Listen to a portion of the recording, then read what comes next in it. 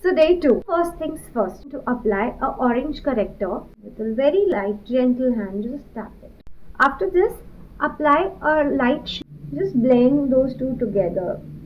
I'm gonna take Maybelline Fit Me foundation and I'm gonna mix the Illumine foundation brush. I'm gonna apply in a very tapping.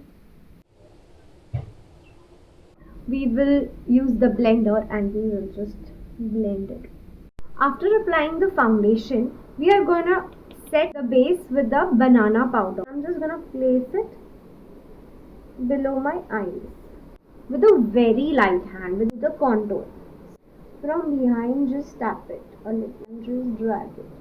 Drag it towards behind. Next comes the blush.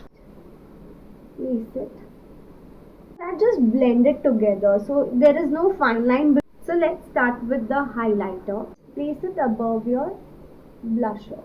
Just blend it with the blusher. Same eyeshadows that I took for my eyes under your eyes. Take little eyeliner. Same brush. अरे रुको रुको रुको, lipstick तो रह गई.